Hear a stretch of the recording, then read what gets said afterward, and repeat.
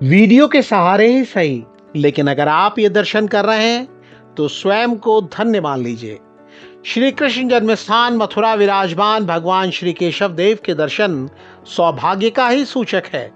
भगवान श्री केशव देव ब्रजमंडल के अधिष्ठाता हैं।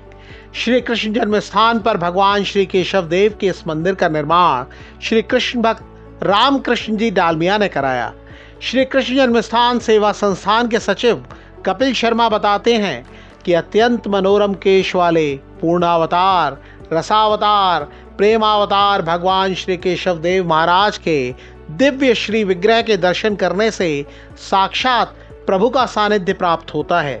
भक्तों का अटूट विश्वास है कि भगवान श्री केशव देव जी के दर्शन करने से सभी मनोकामनाओं और अभीष्ट की सिद्धि होती है। श्री कृष्ण कन्हैया के नौका विहार के दर्शन के बारे में तो कहा ही क्या जाए। ये संसार एक भवसागर है और इसे श्री कृष्ण नाम रूपी नाव से ही पार किया जा सकता है। श्रीमद् भागवत के विद्वान कहते हैं कि जिन्होंने भगवान श्री कृष्ण की चरण रूपी नौका का आश्रय ले लिया है, उनके लिए ये भवसागर बछड़े के खुर के समान हो जाता है। ऐसे भक्तों को परम पद की प्राप्ति होती है। संसार की कोई विपत्ति उन्हें छू भी नहीं पाती है।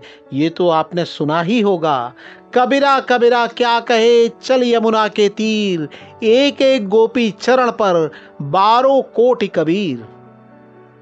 भगवान श्री कृष्ण की नौका विहार लीला को देखकर विद्वान और भक्त अभिभूत हो जाते हैं। श्री कृष्ण श्री राधा और गोपियों के साथ यमुना जल में नौका विहार के लिए आते हैं। श्री कृष्ण के सर पर मयूर पिच्छ है, कानों में सुंदर कुंडल, शरीर पर पीतांबर और गले में वनमाल है। कन्हैया के सांवले ललाट पर केसर की खौर इतनी फफती है कि बस देखते ही जाओ। गले में दिव्य तुलसी की माल है, जिसकी गंध से मतवाले होकर भौरे गुंजार करते रहते हैं। भौरों की गुंजार का आदर करते हुए श्री कृष्ण उन्हीं के स्वर में स्वर मिलाकर अपनी बांसुरी बजाने लगते हैं। बांसुरी सुनकर यमुना जी में रहने वाले सारस और हंस जैसे पक्षियों का चित्त उनके हाथ से निकल जाता है। वो विवश होकर प्यारे श्याम सुंदर के पास आकर चुपचाप बैठ जाते हैं और आंखें मूंद कर चुपचाप उनकी आराधना करने लगते हैं। भगवान एक रत्न जड़ित दिव्य नाव पर श्री राधा और गोपियों के साथ विहार करते हैं। उनके चारों ओर गुनगुनाते हुए भौरे इस प्रकार उड़ रहे हैं मानो गंधर्वराज भगवान श्री कृष्ण की कीर्ति का गान कर रहे हों। भगवान श्री कृष्ण रासेश्वर हैं। वो अपनी लीला भक्तों के आनंद के लिए करते हैं।